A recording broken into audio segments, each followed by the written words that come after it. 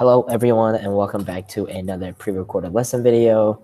As you can see by this title screen, it is a little bit different. It is what we basically did last lesson. We are condensing 2 lessons into 1 lesson. So today we will be going over lesson 8 and 9. Yesterday we did lesson 6 and 7. This is just to save time and because these 2 lessons are really similar in what they are teaching you. So I just thought combining both of them just makes the most sense. Hopefully you like 2 lessons being combined just so we can speed through module 1 and make sure that you are getting all the information that you need. So moving on, again, announcements, testing. If you have not done that so far by coming into the office hours, please do so. I will be using the class period on Friday for testing for anyone that has yet to do that. Remember, this is a mandatory state testing. We just need to see where y'all are at because you didn't do STAR testing at the end of last year. Also, please get any assignments and assessments turned in. Both the assessments are open, so you can go in and take them. The assignments, there's only a couple more left for the new 3 weeks. Remember, the 9 weeks are ending on October 15th, so you have until October 14th to turn in any assignments and assessments that you are missing. Okay, a new class schedule is uploaded. I talked about this yesterday, but for those of you that didn't watch the pre-recorded lesson video yesterday or attend the live virtual class, we are meeting on Mondays and Fridays now. So we are meeting Monday through Friday, the same class period. So please make sure that you are attending class every single day or watching the pre-recorded lesson videos every single day so that you are caught up. And for those of you that missed yesterday, there is a way on the course homepage for you to schedule tutorial sessions with me if you need any extra help. And there are read aloud videos being uploaded. I do need to catch up on the newest assigned reading, but I promise I will get that done very soon. And there is a quiz that is going to be uploaded. It is just so I can see your progress on reading the book. It is harder than the last quiz that I gave you. This is a very hard quiz, so make sure that you are reading the book, okay? And that you have the book with you whenever you take the quiz, okay? And if you have any questions about any of these announcements, just let me know. You know the 3 ways to contact me: question board, message me on Schoology, or email, okay? So moving on, the learning goals for lesson 8 and 9. We're going to be able to analyze how a poem's structure and the crossover contributes to the meaning of the developing conflict between Josh and JB. If you've been keeping up with the book, you know that Josh and JB, they are in a fight and that there is a conflict between them, but we'll get into that more later on in this lesson.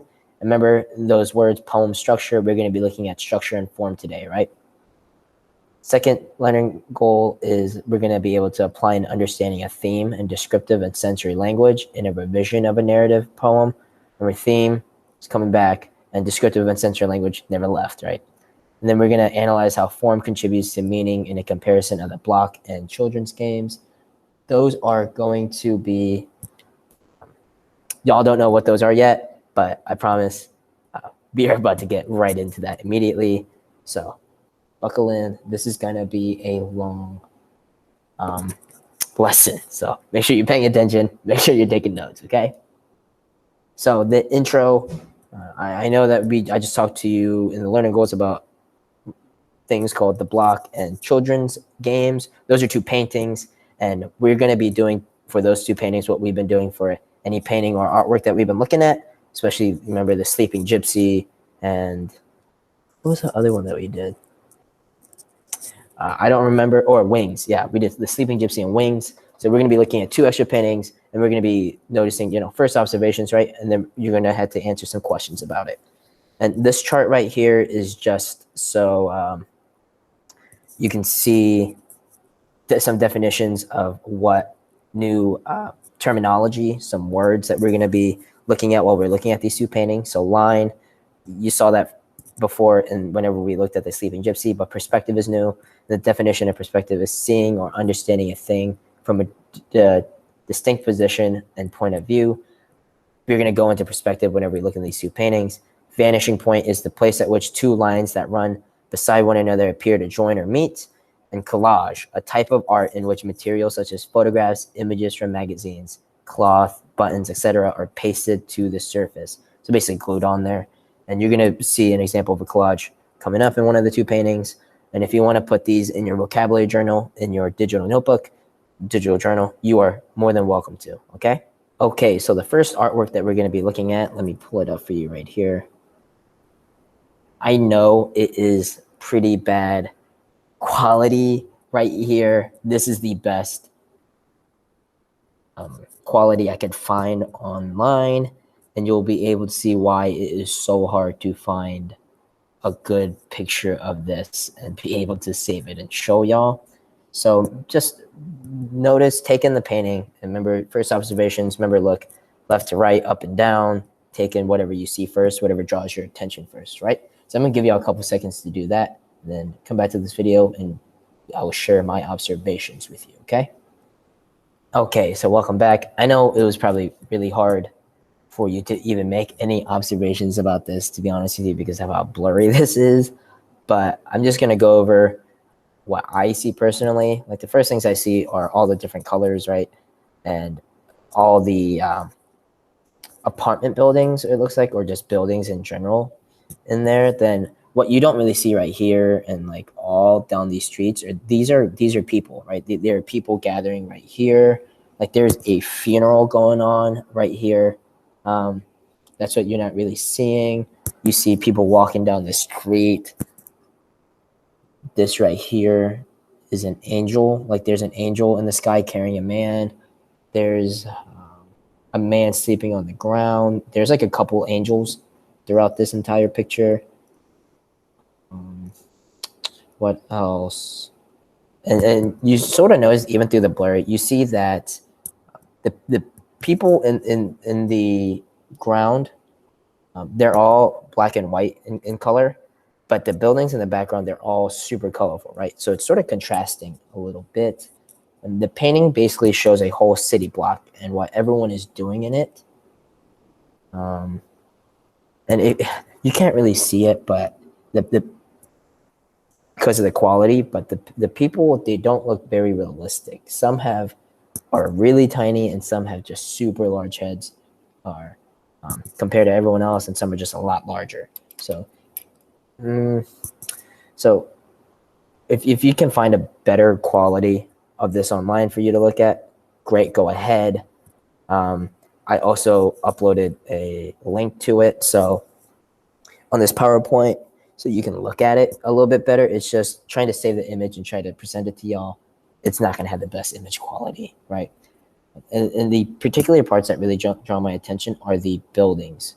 The buildings really draw my attention because they're in the background, but they're easily the most colorful things. And some of the buildings, you can look inside and see what the people inside are doing, right? And I'm also drawn to the angels throughout the scene because it's not every day you see angels in the painting whenever there's a lot of people on the ground, right? And I'm also, the parts are the big groups of people gathering. I'm wondering who they are, what they're doing, and why they are there, essentially, right?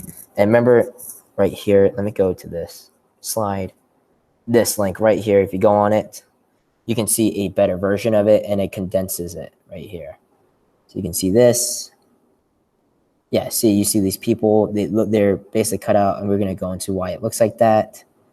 So click that link and you can see this picture a little bit better because it's broken down, okay? So basically, remember, every artwork that we do, we always look at first observations, right? And parts of the painting that really draw our attention first. So that painting was called The Block. It was painted by Romare Bearden in 1971. So he had a friend with a balcony, and he was with his friend on the balcony in Harlem, New York. And whenever he saw what he was looking at from the balcony, he was inspired by the view, and he decided to create this painting. So how he created this painting was he used paint for some of it, but a lot of it he decided to cut paper from various sources like magazines or things like that, and he attached them to it, basically like pasted them on. And this is a technique called collage. Remember a couple slides back I showed you the definition of collage. This is an example of a collage painting and how he did this and why it's so hard to find good quality of it online. So he used 6 large panels, right? And he basically combined these 6 large panels and painted and pasted everything on there. And that the whole artwork, the 6 large panels, is approximately like 18 feet long. That is basically the size of a city bus. That is why it is so hard to get a good quality image of this online, because it's so large. But remember, if it's broken down, you see it, right? They look like they are cut out and glued on here, essentially. So a lot of these look like they are cut out and glued on here. This is, again, called a collage. It's a very interesting way to represent art. So 18 feet long. That is absolutely crazy, right? So the next thing, the next painting, remember I told you that we're going to be looking at 2 paintings. And whenever we look at the second one, after we're done making observations about it, we're going to sort of compare that one to the block, the first one, right? So the next painting, there's an artwork link to there, which if you can, but this one I could find a good image of online, thankfully, because it's not 18 feet long. Okay, so this one, remember, make your first observations about it. Remember, look left, right, up, down, and come down with some observations that you think of, and then come back whenever you are done. Okay, so hopefully you thought of your observations and everything like that. So here's some of the observations that I made. The first thing that drew my attention were all the different colored clothes that these people were wearing. I'm going to assume that they're kids because they're very tiny and they're all playing different activities together. I noticed that this is a village, basically, and it's from a long time ago because all the clothes that the different type of clothes that they're wearing and the different activities that they're doing, right? Like these kids are playing with a hoop and a stick. You don't really see that nowadays. So this is basically, I'm assuming that this was from a long time ago. I see individual kids playing, or I see groups of children playing, and they're doing a whole lot of different activities, right? I don't see a lot of children doing these same activities. Now I see back here, there's even more children, and even right there, there's a lot more children right there as well. And they're all either moving and doing something, right? So basically, all I'm observing in this painting is very straightforward. Is many children, playing different games. It does not every observation has to be very detailed or anything like that, right? So this painting is called Children's Games. So just the painting title alone, yeah, it's a bunch of children playing different games, right? And this was painted in 1560 by Peter Bruegel, and his full name was Peter Bruegel the Elder. Right? People called him the Elder. This painting was from a long, long time ago, the 1560s, right? And whenever I want y'all to look at this painting, I want y'all to notice basically the different lines of it, right? There's a lot of diagonal lines going on, like especially right here to set, like going into the background, right? Compared to the other one, the block, let me pull the block up. The block had a lot of very horizontal lines, right? Everything was going straight across. There's no really diagonal lines going on. It was mostly all just very horizontal lines. But the children's games had a lot more diagonal. So remember, always after you look for first observations, always try to go deeper into it, right? Especially like next, after you look at lines, it could be color. Right? This, while the clothes are really colorful, it's not as colorful as the block was, right? The block used a lot of different colors. Okay, this the colors sort of mesh together. Like the clothes, while they are very colorful, all of them are basically the same colors at this point. It's all a lot of blue and reds. You see a couple greens in there, right? But if you look at the block, let me pull this up. The colors, it really just jumps out at you. And in the background, you see the blue sky, but you see the gray street, right? Then you see all the different colored buildings in the middle. So these artists are using colors and lines to draw your attention to specific things happening in the painting, right?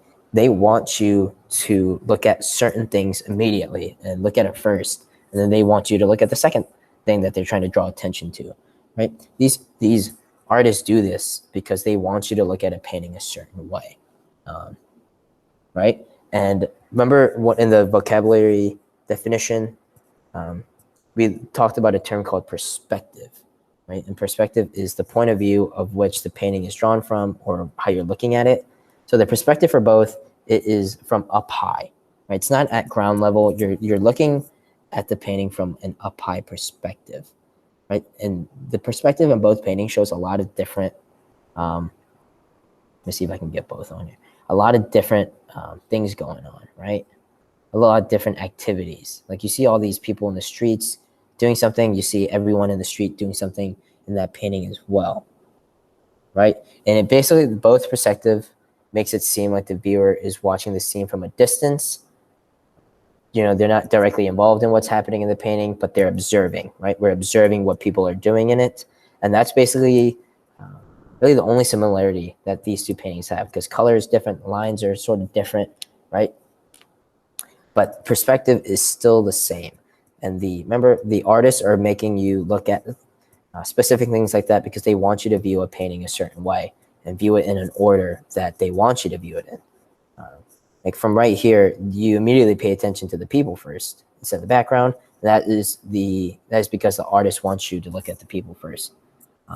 For me, in this one, I immediately look at the buildings first because the color, and the artist may want you to view it that way, right?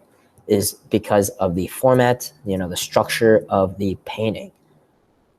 Remember, whenever you look at a painting or a visual art for the first time, that is something that you should do, okay? So I'm gonna get rid of these, and then we can get on with the lesson. I know that's a longer intro than what we are used to. So finally, we are gonna get into the important questions. So the essential question is still the same. What is the power of storytelling? But the focusing question changed. It is no longer about Josh Bell's sense of self and his view of the world. It is now, how does form shape a story's meaning? Remember what form is the structure or how a story is written, right? So the content framing question for number 8 is, what does a deeper exploration of poetic structure reveal about the relationship between Josh and JB? So we're going to be looking at Josh's relationships. And remember, that is how that his relationship with his family is a part of his identity, right? His sense of self. But instead of looking at sense of self, we're going to be looking at how, by looking at the poetic structure instead of the content, reveal the relationship and how we can see that without having to fully dive into the text, right? Content framing question for lesson 9 is, what does a deeper exploration of form reveal in the block in children's games? We sort of already did that with the intro. Hopefully you're slowly understanding how, by the artist painting, you know, those paintings, you know, the way they did, it's because they want you to look at certain things first and get your attention drawn to certain things, and then slowly move from that to other parts of the painting, right? So that is basically what we're going to be doing today, and the questions that we are going to be answering. The focusing question, I told you earlier that it was going to change eventually. It did, and we are going to be sticking with this focusing question for a while now, okay? So let us get going. Okay, so before we get started and I introduce a poem structure that helps show you Josh and JB's relationship, I want to introduce you to a different poetic type. Remember, poetic type, you should be familiar with it by now. I've already used the word poetic type to introduce to you ode, list poem, and definition poem, right? So the new poetic type that I want to introduce to you is found in Article 1 in the Daily News, December 14th. That is a poem in the book. Remember, I told you the book has a lot of different poetic types, and the structure of them can really help you understand what is happening in the poems and help you understand the summary, the theme, and everything like that, and how analyzing the structure of the poem really helps you understand the meaning behind it. So let me pull up article number 1 for you. Right? There we go. So article number 1 in the Daily News, December 14th. The Reggie Lewis Wildcats capped off their remarkable season with a fiery win against Olive Branch Junior High. Playing without suspended phenom Josh Bell didn't seem to face Coach Hawkins' undefeated Cats. After a brief melee caused by a hard foul, Josh's twin Jordan led the team, like George Washington crossing the Delaware, to victory and to their second straight playoff appearance. The first round bye, they begin their quest for the county trophy next week against the Independence Red Rockets. The defending champions, while playing without Josh Filthy McNasty Bell, the Daily News most valuable player. So, as you can see, this poem is a little bit more different than the rest of the poems that you've seen throughout the book. So why this poem is so different and what you should be first noticing whenever you see and read this poem is that this poem is about Josh and Jordan, right, both, but from a different point of view. So every poem so far has been from the point of view of Josh. You know, he's a narrator, he's the one telling the story, but this one is not, right? And the title of it is basically, the title refers to a newspaper, right? The Daily News is a newspaper, and it's saying this is article number 1 from the Daily News from the December 14th edition of that newspaper, right? Right? You see that date right there. So the words in this poem, and you can tell from the title, sound mostly like a newspaper article, right? And not like the other poems that have Josh telling it. And this poem basically gives a summary of the Wildcats basketball team. So it feels like this is basically just a newspaper article taken out and just put into the book, right? And the newspaper article is basically just telling about the game that they just played, and it mentions Jordan and how well he did and how Josh is still suspended, right?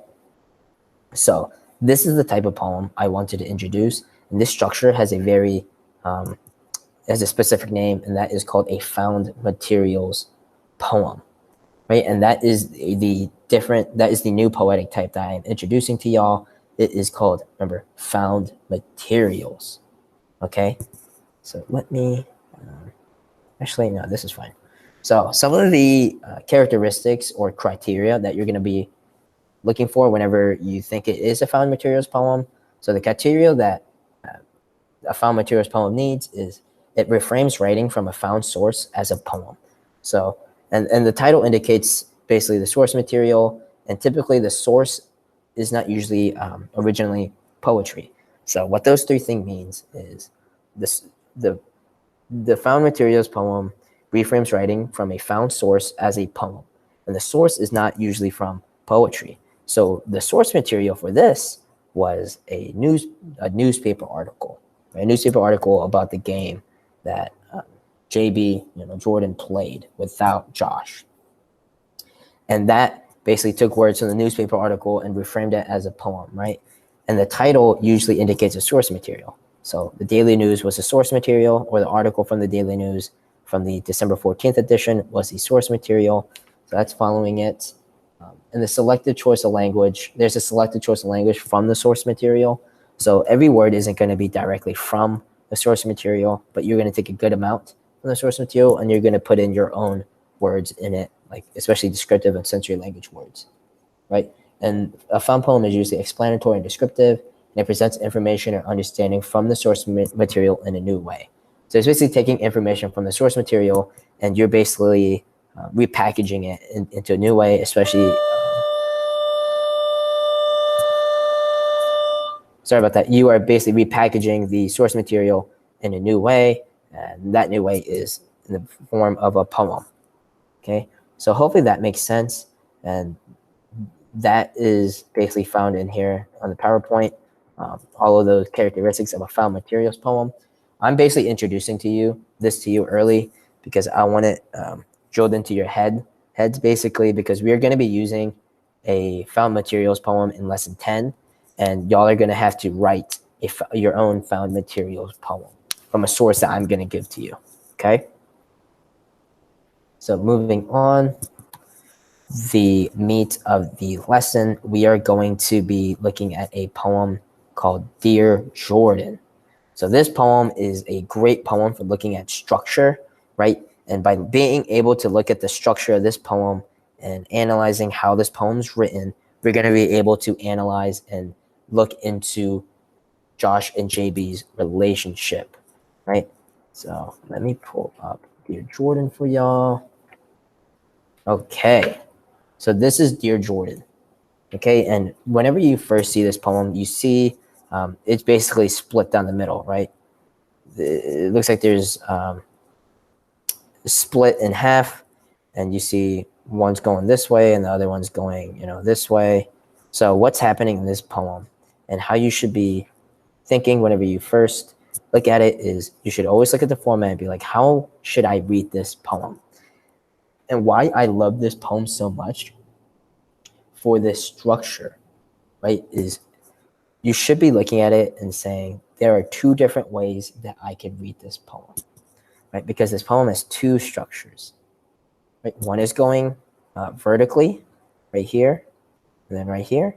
And the other one is going horizontally, like here, right? And then here, right? It's going left and right, and it's going up and down. So there are two separate stories here, and you can read this poem two different ways. So I'm going to read this poem for y'all vertically, then I'm going to read this to y'all horizontally, okay? Dear Jordan, without you, the goal seems broken. Like puzzle pieces I can no longer fit. Help me heal. Slash with me like two stars, like two brothers together. I am empty, with no net. My life was shattered on the court. Can you run with me like we used to? Stealing sun, burning up? P.S. I'm sorry. Okay, so that was the vertical way. I'm going to read this to you the horizontal way now, okay? Dear Jordan, without you, I am empty. The goal with no net. Seems my life was broken, shattered, like puzzle pieces on the court. I can no longer fit. Can you help me heal? Run with me? Slash with me like we used to? Like two stars stealing sun. Like two brothers burning up together. P.S. I'm sorry. So as you can see, there are two ways to tell this story. And the structure of this alone, without you even having to really deep dive into what the words are saying, the structure alone should be able to tell you what the story is really saying, right? So the explanation of what this poem is Josh is incomplete without his brother, right? Josh wants his brother JB back. They're in a fight. They're split up, and he's saying he can't accomplish his goals. Sorry about that. Yeah, so he's saying he can't accomplish his goals without Jordan, JB, and he can't succeed. He said he was a goal with no net, and a goal with no net can't catch the ball whenever you shoot it in, right? So he's basically saying, in one way he says the goal with no net, the other says the goal seems broken. So both ways he's basically saying, hey, I am broken without you, right? I am incomplete. I am a team of one without you, right? And this structure is so perfect because, again, it creates two separate stories, right? It is split up down the page. And why this is important, and just by looking at the structure, you can tell the relationship between Josh and Jordan. Right? Josh and Jordan, or JB, whatever you want to call them, they're twins, right? At the beginning of the book, they were different, but they were connected, right? They were inseparable. They were best friends. But this structure basically shows a change or split in their relationship, right? Because you see the split right here, and you can also split it horizontally, right? So this structure, just looking at it, shows you a split between those two and how they're currently in a fight, right? And it's going to be hard for them to get back together. So the physical structure of splitting the poem shows the physical split between the brothers, right? And the structure allows for two different ways of reading, like I showed you, and that could also represent Josh and Jordan's two different perspectives, right? So that alone, just the structure alone, you see what I mean whenever I say the structure can give you an analysis of Josh and JB's relationship. And this poem is a perfect example of that. And this is why this is one of my favorite poems in the entire book, okay? Like, this poem is awesome. And hopefully you are seeing that through this. And this PowerPoint basically just says the same thing. And this is a chart of the first couple lines and how you can read it from both ways and the explanation of both those lines. So yeah, that is one way how splitting the poem up, and just by looking at the structure of it, you can tell immediately what's happening in it, right? Without having to look at the word choices or anything like that. You know, form and structure can tell you what is happening in a text that you are reading. And why this is important to the overall lesson, and why everything in this lesson is sort of related, is with the poem, right, Dear Jordan, we looked at how the words appeared on the page and showed us how to read the poem and what it means, right? Just by looking at the structure first and looking at the format, it basically, the author is telling us how he wants us to read the poem and essentially what it means. With the paintings, the two paintings that we looked at, we talked about how the artist could have painted it a certain way, which makes us consider how the images are presented to us, right? And how we should view the artwork and what it means and what we should be paying attention to first, right? So that is how form and structure is super, super important, and how why should we analyze form and structure before we even do anything else, right? So hopefully that is making sense to you, and how, remember, one of the content framing questions was looking at how the structure of a poem helps us analyze. And hopefully doing this and looking at Dear Jordan really shows you that. And by looking at the two paintings really showed you that as well. So that was basically it for this lesson. Remember, poem structure and form. Remember, the structure and form of a poem can tell us the story without us having to analyze the deeper words involved in the poem, right? It can show us, if we analyze the poem structure and form, it shows us how the author wants us to read it, what he wants us to pay attention to. And that's the same for any visual art that we're looking at, right? And any paintings that we do that, look for the structure, look for the form, and see what the artist wants you to look at first, because it's always telling a story, right? So the assigned reading for this lesson, I want y'all to read 170 through 196 and complete the quiz I'm going to upload. Remember, it is a super hard quiz, right? So make sure that you have the book with you whenever you take the quiz, and hopefully you do great on it, as I know that you will. If you have any questions, thoughts, or concerns, please let me know, okay? But that is it for lesson 8 and 9. I will see you here for lesson 10.